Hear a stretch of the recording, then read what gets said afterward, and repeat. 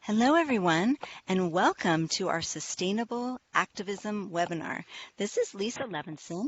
I'm your host, and I'm happy to present this webinar via In Defense of Animals. This is part of our Sustainable Activism campaign, which we offer each month to encourage activists to take care of themselves. And one of the ways that we're encouraging that is through sustainable activism. And today we have a very special guest who's going to help us with some of the grief that we feel as animal activists. So I'm going to tell you a little bit more about her. Jessica Headley is a practitioner with experience and training in ritual creation and facilitation, as well as various approaches to death, dying, grief, radical compassion, and ancestral lineage healing. Her people hail from the British Isles, Scandinavia, Prussia, France, Switzerland, and parts of Southern Europe. More recently, her ancestors were immigrants to Turtle Island, what is called the United States today, and were Quakers who settled in Pennsylvania, German Polish farmers who settled in the upper Midwest, Puritans who settled in New England, and others who she is still discovering and being discovered by. She has been immersed in ritual settings for nearly a decade, both actively participating and facilitating ritual. She initially experienced ritual work within the goddess community and eventually shifted into earth-based animist practices and approaches to ritual space.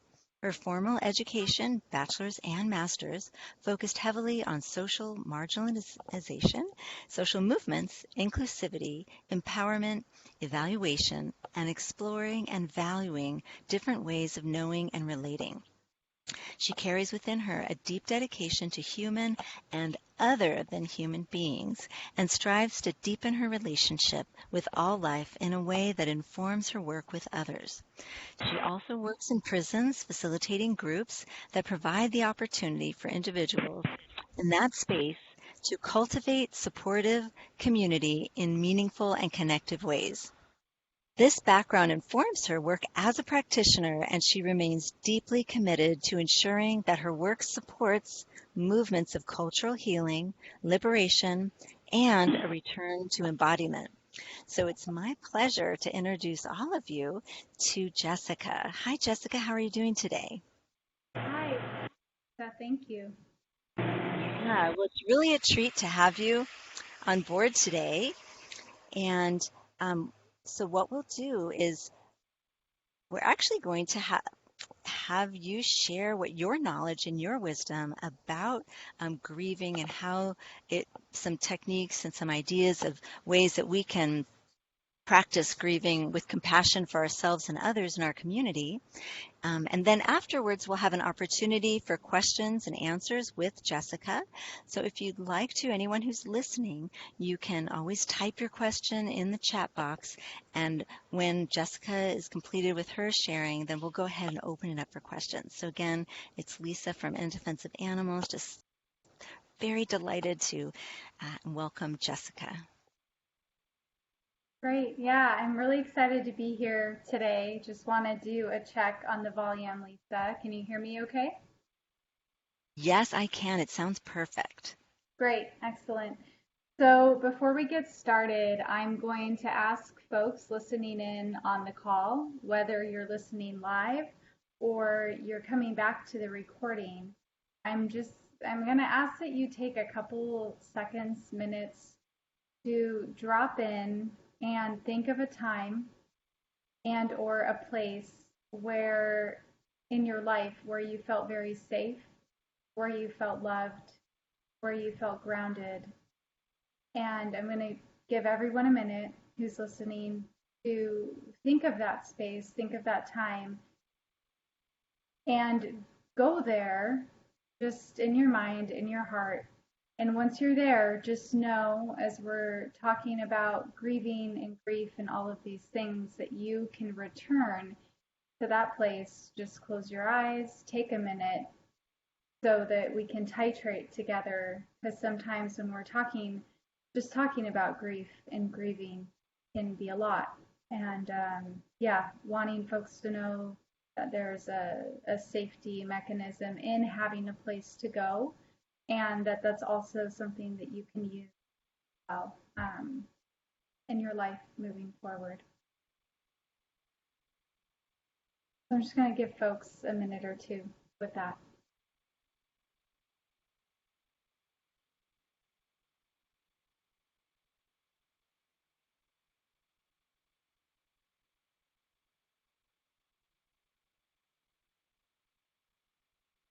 Good. So what I like to talk about first is, I think as a society, we're conditioned to rush to solutions or answers or ways to better do something without fully understanding a thing. So what I'm going to spend a little bit of time on the front end talking about is where we find ourselves as a society in terms of grief.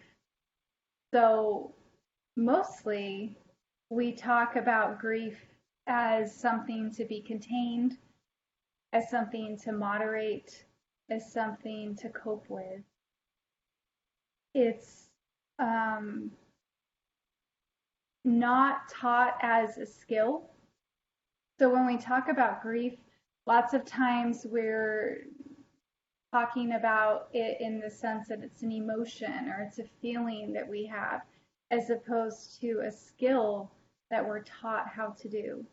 So many times grief is talked about in tandem with depression, as an example.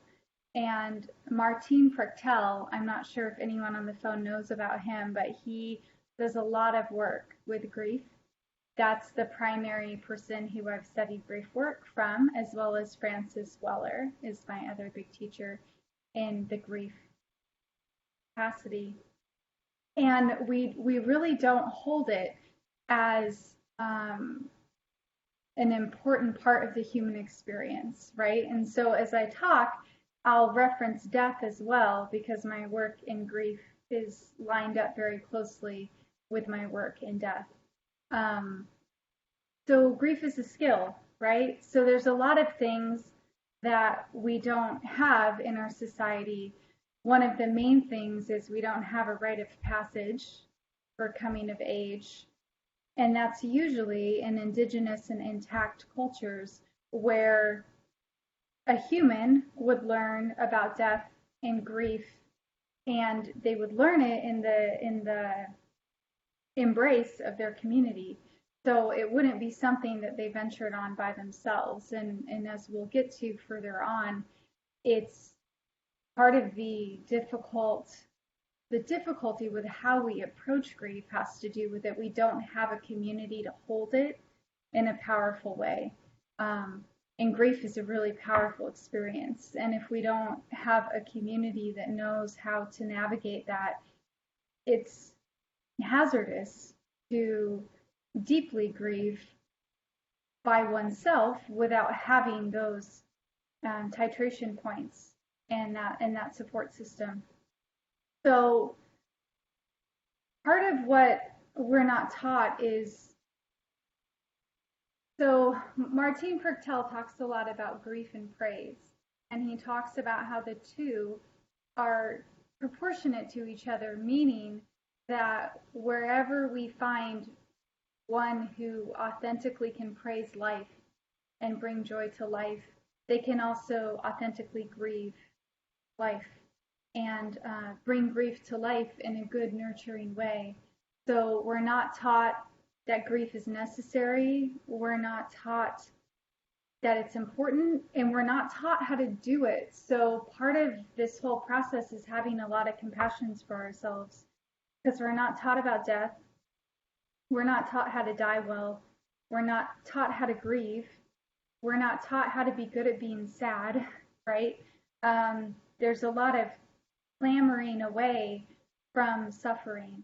And Stephen Jenkinson, who is another one of my primary teachers, talks about learning how to suffer well and learning how to die well, learning how to grieve well. right? All these things that are usually pathologized in our culture, and there's a lot of fear around them, are really important, pivotal parts of being human, and arguably more important in shaping in the human experience than being happy or being joyful. So these are really profound moments that shape us as human beings, and when it's experienced in a community, there's a transformative quality that happens with grief. Um, One of the things that comes up a lot in this work is there's a lot of mutual exclusivity. Um, so I was just asked to come and talk at a wellness seminar, and the name of the seminar is From Weariness to Wellness. So just that description alone, right? So when we start to pay more attention to language and the words we're using, from weariness to wellness, that's implying that being weary isn't well, right? So we want to move from one thing to another. Um, and why would we want to do that? Because being weary is really hard, right? Um, it's a stretch, I think, in the beginning to start talking about the importance of not making things separate, right? So finding the wellness in the weariness. Because how well is it really and I'm talking to people who know this perhaps more intimately than I do, because I'm not on the front lines of activism in the way that I'm sure many folks on this call and listening in on this recording are. So respect and gratitude and kindness in navigating the big trauma and grief that you do. But um, it's not sane, it's not well in a weary laden, grief stricken culture to not be weary and to not be grieving, right? So, how well can one be if we're not heartbroken in the face of a mass extinction that's happening at 1,000 times the rate it should be, right? How sane is that really? So, really trying to flip things on their head and talk about the wellness in learning how to be weary and the wellness in learning how to grieve, because grief is what's being called for, it's what's being asked for. This time and place is full of heartbreak, and becoming conscious in this time and place, as Stephen Jenkinson says, is really a grief-soaked proposition, right? So, like, it is sane, it is well, it is good, it is appropriate to be learning grief as a skill and to be weary in these times. Um, yeah, and want to move to talking about some different ways other cultures approach things, ways that I work with grief, um, some important body-based practices that I do. But before I kind of move into that, I do want to pause and see if anyone has anything to add, anything to say. I definitely want this to be a discussion space. So if there's any questions or comments, I would love to hear from folks. So far, no comments. So we can open it up Yeah, at the end. Yeah, that'd be great. Thanks. great. Yep, good. So one of the things that I think folks experience most intimately in place of grieving is trauma and anger and rage, right? All of these things, and depression. Martin Prechtel, who I referenced earlier, actually he talks about depression being the absence of grief. So that if grief is present, and being done well, right? So if we're talking about it as a skill, if it's being done well, that depression isn't something that you're going to see, right? So part of this again is kindness and nuance and sensitivity to the way folks define things, but it's really cultivating um, a precise understanding of the languaging that we use when we're talking about grief and what it means. So again, not talking about grief as an emotion, but a skill. So lots of times, especially for people who are first responders, which I consider anyone in the activist world to be a first responder of sorts, especially the folks on this call. Trauma and especially frontline things that some of you deal with every day are experienced primarily through the body. So it's experienced somatically because the brain has evolved and developed ways to bypass just the super hard shit. It has ways to deal with that, but the body still experiences the trauma. So lots of times when folks are having flashbacks or when they're revisiting or having nightmares too about past traumatic experiences, it's the body sensations that take over. Grief, when it's done, when it's learned, when it's done well, usually involves the body in somatic practices.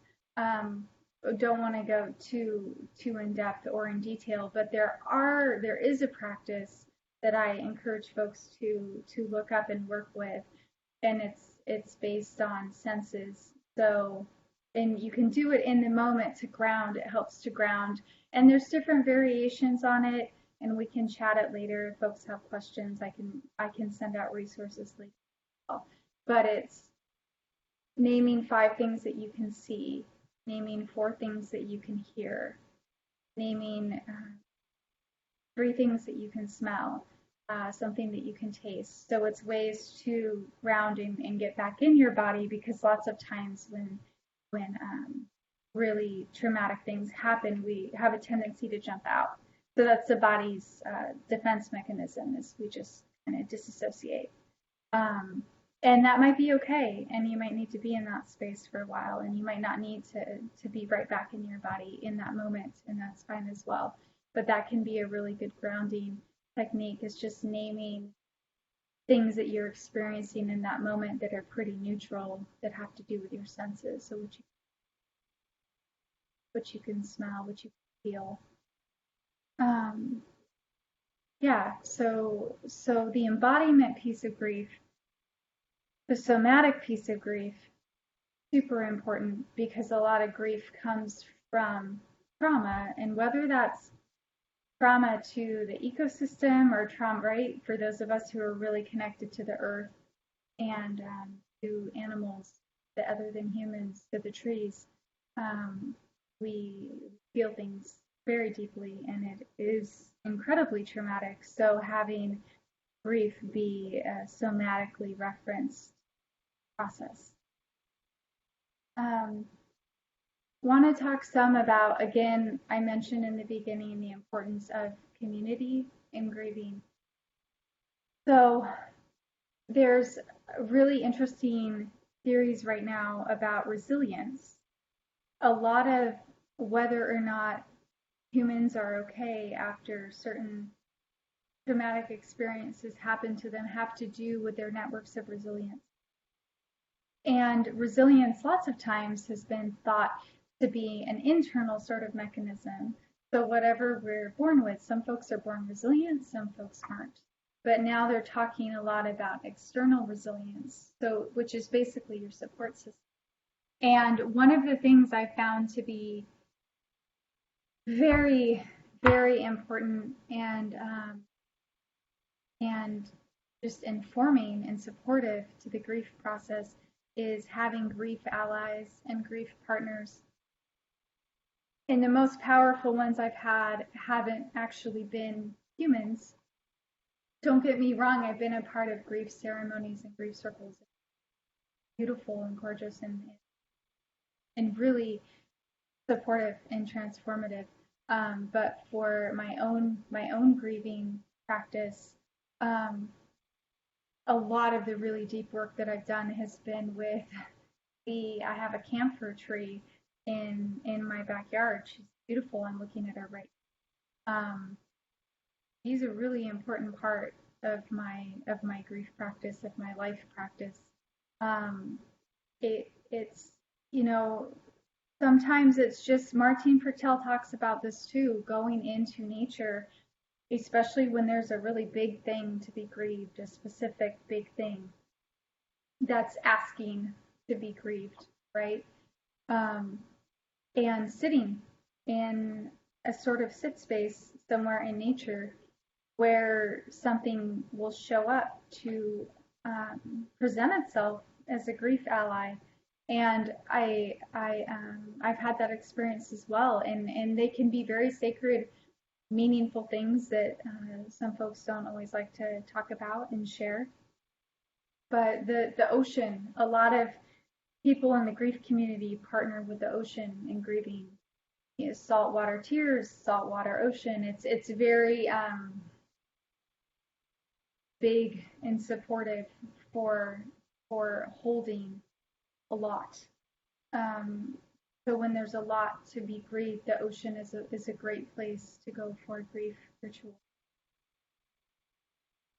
That that particular body, huge body of water holds grief very well. Um, yeah, and just waiting for things to present themselves, putting yourself out there, being vulnerable, um, starting to have your grief process, whatever that looks like, and waiting for allies and support to show up.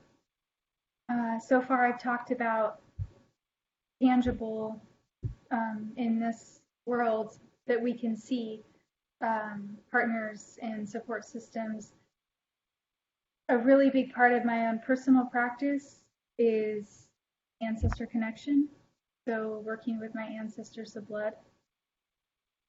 They are probably the most important part of my spiritual practice and informing it. And they've been really instrumental in personal life. And our support system. So if we start to talk about resilience in this way, it's what we come with, what we're born with. It's our human support system. It's our other than human support system. It's our support system in the unseen world, right? So you're just literally building up layers and layers of resilience, which is good. It's helpful to have a lot of those. And in my work with my ancestors, they've taught me a lot about things that I'm more connected to in the natural world as a result of practices that they had for hundreds of years in the countries that my people are from, came from. So those are really important in helping inform allies and grief partnering within the natural community. What do I in my bones have an affinity with because of the practices from the people that I came from who go way back. And we all have that, and you all have that, and you all have the ability to connect to them and tap into that. I don't want to monologue too long. I want to make sure I leave plenty of time for question and answer and comment. But the other thing I just really want to emphasize is, I talked a little bit earlier about how sane is it? How sane can it be to not just be completely heartbroken, immersed in grief in the time and place that we find? And just really wanting to emphasize that the grief, us grieving matters more than for just our process. So part of the lie of dominant culture is that cult of the individual, right? So it's like we're doing all of this for self-growth or self this or self that. It's so important to um, really cultivate a deep understanding that as we're bearing witness to just violence, unnecessary suffering, there is unnecessary in the world as we're bearing witness to all of those things. It's very important in ways that it's hard to give words to and articulate that we are heartbroken by that we are able to be wrecked, that we are grieving what we're seeing. Like these things happening to animals and other than humans and the earth and it's essentially ecocide, it's asking to be grieved, and it's real, and it matters, right? And it matters. It's necessary and it matters. So when things are really fucking sad, it's really important that we be really sad along with it. There's a fracturing, there's a further undoing when the times that we're in demand grief and no one knows how to do it and no one's grieving it and that matters, that makes everything worse. So when we learn how to grieve, it's helping and not wanting to be over here manufacturing solutions, but grief is good, grief is necessary, grief is the most appropriate thing to be doing right now. And yeah, that said, the importance of building up resilience, the importance of knowing our own limits. So once folks start really tapping into the grief and expressing it, learning about our own limits, knowing when to titrate, knowing when to come up for air, right? Because it's not, I know some, I call her an Olympic griever. I know someone in my life who is she's so good at grieving, and she studied it for a long time. And she can go in and she can be in deep grief for a really long time, and I don't worry, right? Because she totally knows what she's doing. But it's really important on the front end for the sake of our nervous system, to really titrate and know our limits and kind of dip the toe in the water type of thing, and to do it with the holding of the community that we've built up around us, the network of humans, other than humans, all the grief partners, right, in the seen and unseen world. I think the last thing I want to mention before open it up for discussion and comments and questions is, having had my own experience with activism and with grieving and with keeping track of the species that go extinct every day, which is kin. It's our kin. It's our brothers and sisters, and they're just disappearing.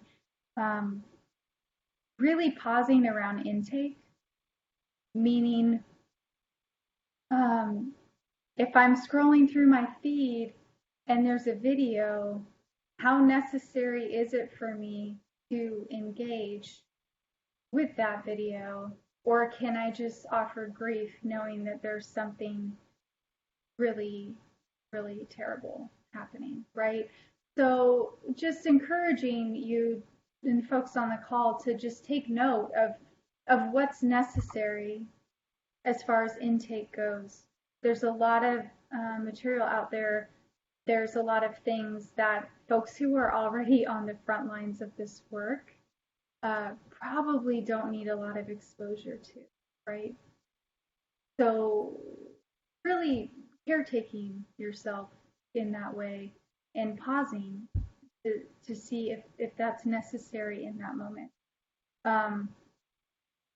Because it's really hard to grieve well if we aren't really well resourced. And I have found it, at least personally for myself, very challenging and difficult to stay well resourced when engaging with a lot of material that's violent and yes, these things are happening, and there's ways to engage it and ways to do things that don't strip us of our ability to give energy to grieving and also to working to make things better. And on that note, grieving is absolutely an action. And figuring out a way to be really good at being sad is a way of doing something. And it's a really important piece to not lose sight of, because a lot of dominant culture would have us think that doing action, like this is the only thing that matters, and that's not true. It's really important to be heartbroken when we're asked to be heartbroken and to be wrecked on schedule and allow ourselves to be wrecked on schedule. Yeah, that feels like all the super important pieces, and I'm just really interested in folks' experiences and having a more organic discussion. I always get a little monologuing a lot. Always want to hear back from people. So I'd love to hear folks' thoughts.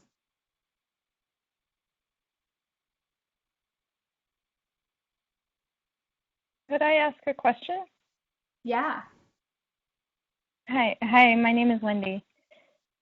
It is really, everything you've said is really great. I just wonder if you could go a little more, like I'm not quite understanding the difference between taking action as an activist and then the grieving process. It sounds sort of to me like you're saying they might be separate, so that you do one to help the other, but I'm not sure. Like maybe if you could just talk about what is the relationship between using grief as a tool and then doing actions to produce change. Yeah. No, thanks. That's a really great nuanced question. So I think it's a both and.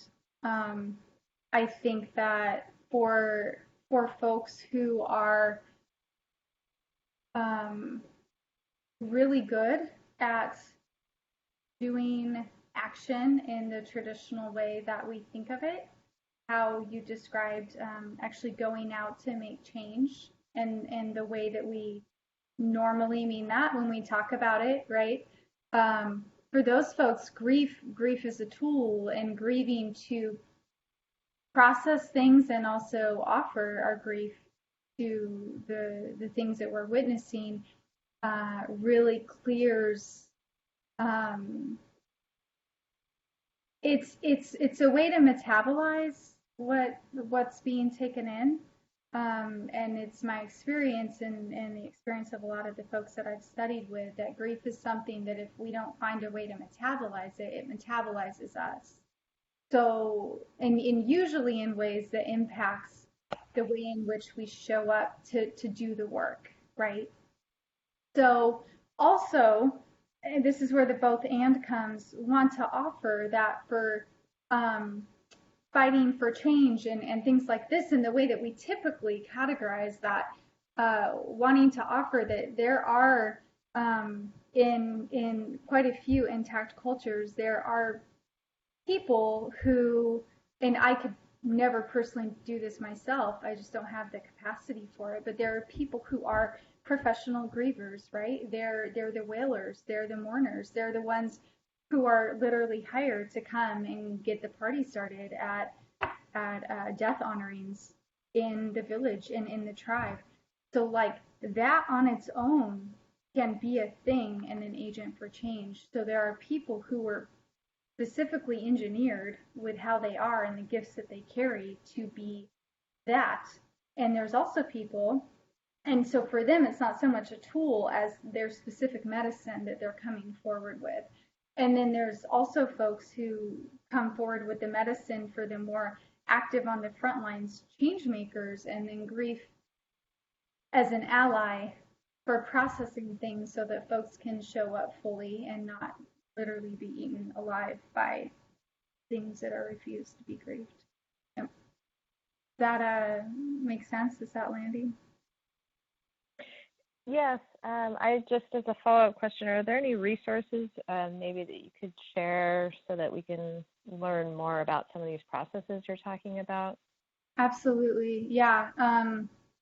The first one is Martine Prechtel, and that's Martin, Martin, and the last name is Prechtel, Prechdel. He's the primary one. You Google him.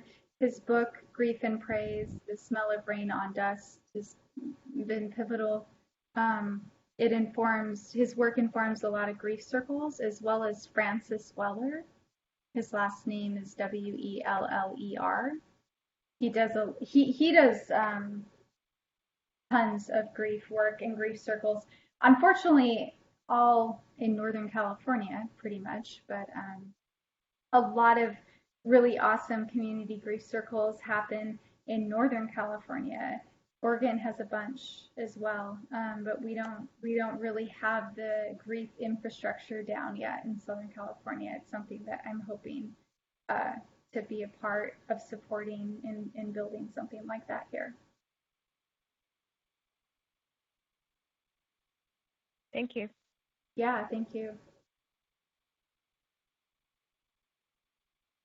Hey Jessica, it's Lauren. Hi. Great. I love how you talk about grief, metabolizing grief.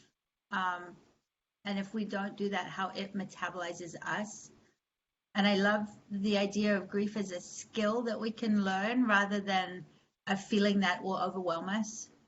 Because I think that that's part of my practice is very much like if I can be present to something, then I can give it the energy and the attention that it needs, right? So it becomes about honoring the thing rather than about me feeling the pain. Mm-hmm. And it's something that I've talked a lot with my animal communication teacher about is this idea of the animals. The animals don't need us to be crying for them. They need us to be actively metabolizing that, moving the energy, right? Because if we're just stuck in the pain rather than learning how to flow the energy of grief and let it pass through us, then we're not honoring what's going on. We're blocking it, and we're amplifying the pain energy rather than allowing it to flow and be a movement energy. Does that make sense? I'm not articulating it very well, but the idea of being able to move it through us, being a conduit for it, so that we can honor what needs grieving and not be destroyed by our pain. Mm-hmm. Yeah, and if I can reflect back, it sounds like you just the words you used and the way you characterized it, it almost sounded like a stuckness, like a stuck pain. And in grief is it's active, it moves, it flows, it's almost like that initial, if you see something, it's shock, right? It's like the paralyzed state that follows from shock, and that's right, exactly. Yeah, and if we're stuck in something, we can't heal it, right? So yes. if we you can't grieve it. Yeah, you can't Yeah. grieve it. And just something you said made me think of stuff, some things that sometimes at funerals folks talk about, not being, and this isn't what you were saying at all. You were saying something nuanced and completely different, but it did jog my memory, and I do want to speak to this really quickly.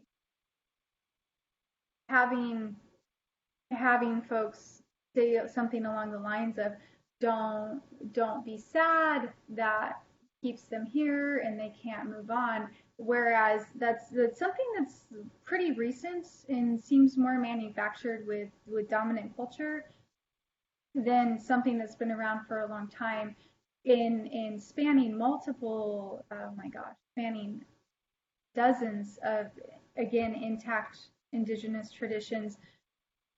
Piers are actually what forms the river for the loved one who's trying to find the ancestors or going on their journey to wherever, folks believe they go to across the different traditions.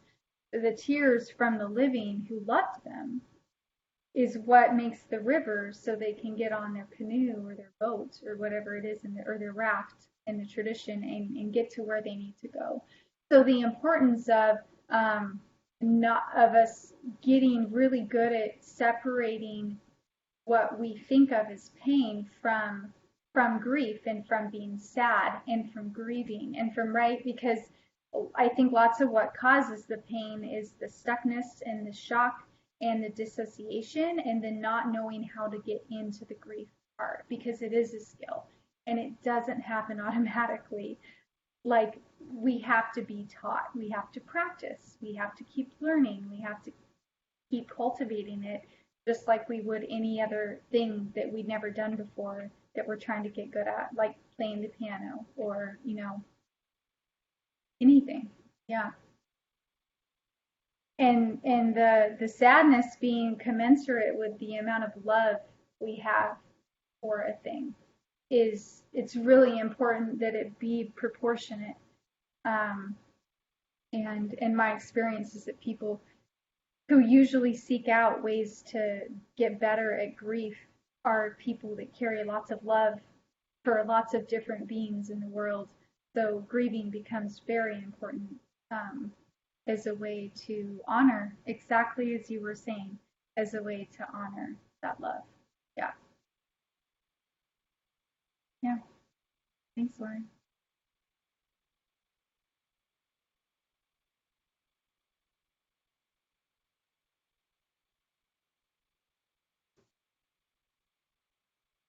Hi, Jessica. It's Charlotte.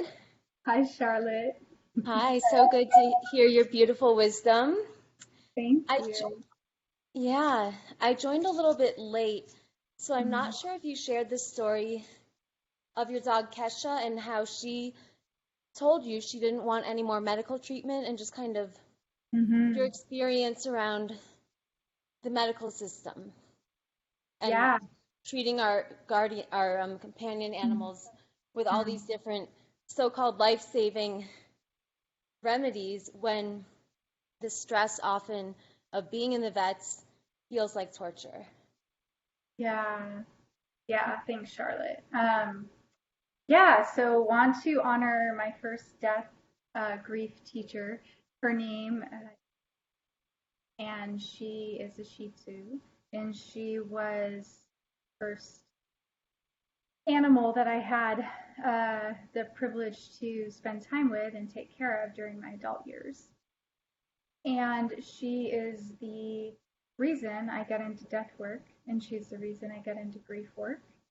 And I'm not, I don't profess to be an animal communicator. It's not something that I really work on cultivating. Not because I don't want to. I just, like everything's a skill, and we only have so much time. But there's been a few moments with my companion animals when they told me things that have just come through, like just like they're really insistent on it. And with Keisha, I was devastated when she told me this because I hadn't started any of this work. I hadn't started doing any kind of awareness building around death or grief or dying. I was just so terrified of when it would be time for her to die. I was just petrified, frozen in fear. And so when she came through to me with that message, it wasn't something I really wanted to hear, but it came through very clearly that she was done. She was done. And if something came up, she just wanted it to be how she exited the world. She didn't want to keep going to the vet. She didn't want all the checkups. She didn't want anything. She didn't want to be messed with anymore.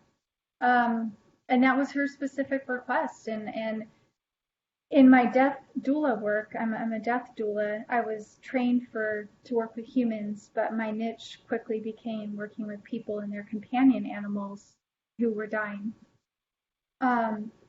It is my experience that it is one of the most difficult, heartbreaking, just excruciatingly devastating times for humans who have these companion animals that they love so much, to try to navigate what to do, what not to do.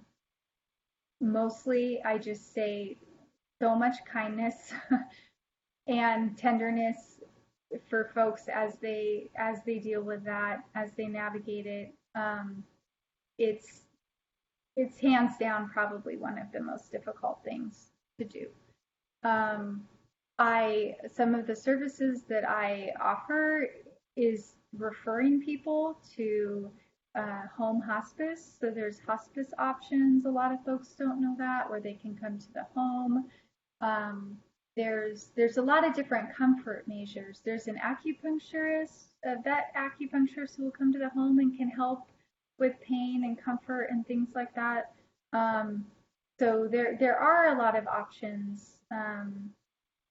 If folks are interested in that, they can reach out later, and I can send them all of the information. But again, too, consent is important, and all of these companion animals that we have are very different, and they have different personalities, and they have different needs, and they have different requests for the way things go down when it comes time or close to time.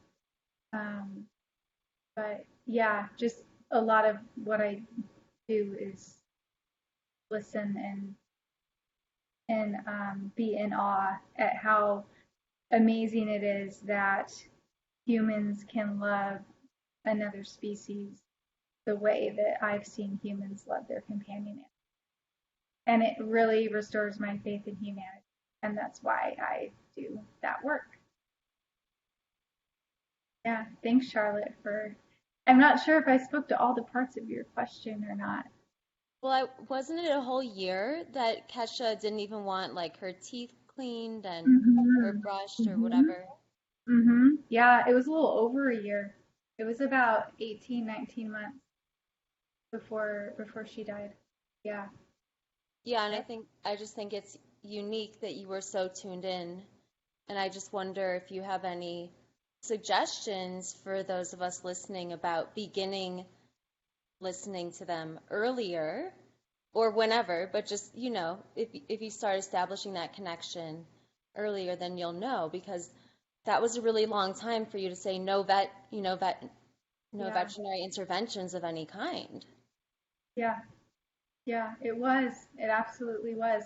I worked with a couple animal communicators. The primary one that I worked with, she's not around anymore. But yeah, I mean, there's ways and tips. I'm not the most qualified person to give them, because like my primary profession isn't animal communication. But to really cultivate that close relationship with your companion animal, and like I mentioned, when that message from Keisha came through, it was just so strong. I wasn't really even asking her if she was interested in this anymore or not. She was just like, I'm through. I'm done. And yeah, just the dog that I have now currently just came through really strong with a message to me the other day, and it's the first time it's ever happened with her. So just, I think probably the biggest thing is when you do get a strong message from them, being open to it and trying to avoid the temptation of, I'm making this up, all the things that we tend to do, things that are out of the norm. Yeah, all of a sudden we're hearing our dog very clearly. Like, to actually just hear them and let it be what it is, and trust that they are Yeah. Yeah, because I think in the dominant culture that you've been talking about, if your dog starts having some kind of symptom, the thing to do is to rush to the hospital. And I know so many people who've had a lot of regret around having the ending of life be at the veterinary hospital or putting the animal through lots of treatments when they could have transitioned more easily, maybe sooner, and more Thanks. comfortably at home and naturally. Yeah, thanks so much for saying that. That's the biggest thing is don't let anyone rush you. Like, take a minute. You don't have to decide in that moment. So much of our cultural trouble could be remedied if we just got better at slowing down. Just slow down, just take a minute. Lots of times, right? Veterinarians are the same as doctors in a lot of ways. They're trained to cure and they're trained to eliminate suffering. So, right, they may sometimes rush to, oh, they only have a week and it's going to be an awful week. So let's do this thing now. Like, respect, but there's that week could look a lot of different ways. And that week might not be a week. It might be 2 days. It might be 2 months.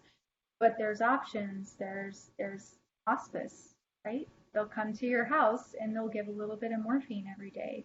There's a lot of different options. So not letting someone who has some authority and power pressure, right? Just slowing down and taking a minute with your dog person or your cat person or your rabbit person or whoever it is, and talking to them and asking them what they think, and that takes time to have a conversation about that.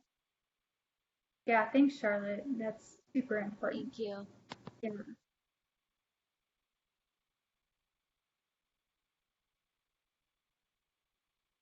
I have a couple more minutes. Anyone have anything else?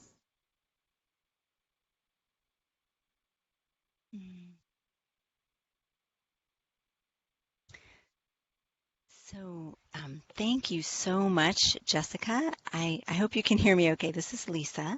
I really appreciate your addressing because as activists, some of our most heartbreaking moments are with our own companion animals, but we also have some moments of realizing the gravity of the problem of animal agriculture, for example, or something along those lines. Anything you want to say about that? Yeah, just I think the only thing coming to mind is how important how we are in our personal lives and tending our own personal griefs and doing our own work, how important that is for how we show up for all the other things. That's it's connected. Yes, it's connected. I agree. I agree with what you're sharing, and I think that's why it's so key to take care of ourselves and to give ourselves that time and space to slow down and grieve when we need to. Yeah. I wanted Can I to ask a last thank question? you. Oh. Sure. Go for it. Tell us your Hi, name first. this is Monique in Los Angeles. I've been listening in and out, so I'm not sure if you addressed this. What what tips would you give for people in the community that may be maybe lagging patients to listen to others that are experiencing pain due to the animals or other inhumane situations? Because I kind of find that there's two different types of vegans. There's the ones that just listen and show lots of compassion, and then there are ones that, it's just about the animals and that's it, and anything else, it's like go talk to a counselor or whatnot. It's hard for them to give you the time of day if you're a more emotional person. And I find that's like a little bit conflicting, but that's their personality. Yeah, yeah. That's a big one. So I actually think it circles back to what we were talking about right before you came with this really good question about how doing our own personal work impacts how we're able to show up. And in one of the sessions that I had with my ancestors, it was a really memorable message. And they said, when you take care of one, you're taking care of all, right? So, like, if you're in community with people and you're dealing with some really hard shit and people need to process, and you're like, no, not processing with you, that's not important, that's a little problematic. Right, because that's your community. Those are the people who care about the same things that you care about, and these things are meant to be processed in community. Not, sorry, no disrespect to counseling, therapy is super important in a lot of ways. But if there's a thing being experienced in a community setting, it's important. It's held and processed in a community setting. Like, we have to find ways to get better at showing up for each other. It matters because especially in activist communities and activist circles, and I know this from a lot of different ones I've been in, there's attrition. Like, we lose people when the community isn't good at tending each other. And this is really important work, and the stakes are high. So it matters for everyone, for the animals, for the humans. And when we tend one person or being well, we're tending the collective well. So yeah, I'm really happy you brought that up.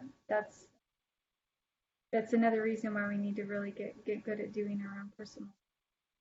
Thank you, because I've disconnected from a few people that I used to be close to, Yeah.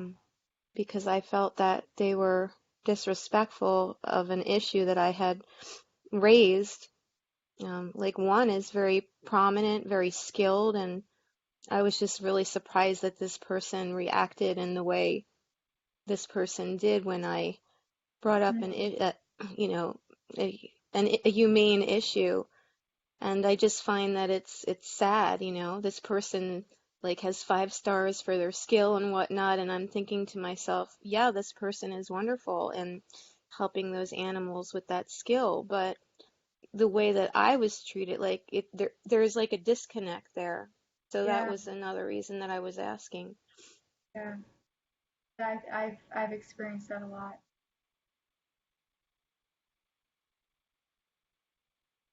Thank you so much. It is important that we all have each other's back, not Mhm. to be a doormat per se, or, to be, excuse me, listening for hours upon hours. We only have a limited amount of time, but to show Boundaries. people that we care is important. Absolutely. Yeah. Absolutely. Well, I'd like to take a moment. This is Lisa Levinson who's hosting the webinar here. And I just want to thank everyone for joining us today and for your deep questions that helped us to address some of these issues. And Jessica, just sharing your perspective with us is so, so helpful. And that message that you got about taking care of the one is something that we need to do as part of taking care of our community. So thank you very much to everyone for spending this time together. We try to provide these sorts of conversations with other activists and leaders in our community so that we can build our community and so we can stay involved and connected. So if you have any other questions for Jessica, Jessica, do you mind sharing the best way for people to reach out to you? Yeah, absolutely. My email address is the best way to get a hold of me, and it is Jessica, Jessica, at sacredthresholds.org. I'm actually going to, you know what? I'm going to put my main email in the chat.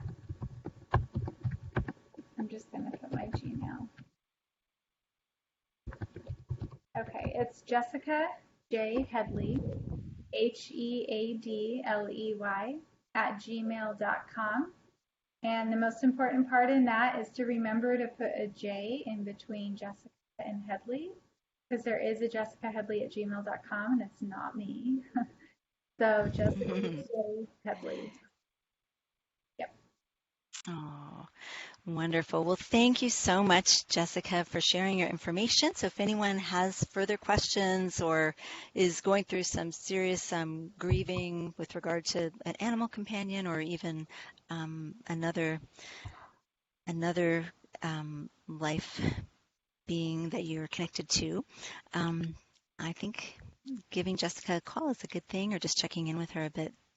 So it's been my pleasure to have you share your wisdom and knowledge, and I hope that we can all take a piece of it home with us as we leave today. So have a wonderful evening, everyone. Thanks again to Jessica and to everyone for joining us, and hopefully you can tune in to our other events. If you want to know what we're doing, you can always check our event page. It's idausa.org/events. And we have a few retreats coming up this fall, so I'd encourage you to check out our events page for those too if you want some healing in community. So thanks again to everyone. Have a wonderful evening. Good night.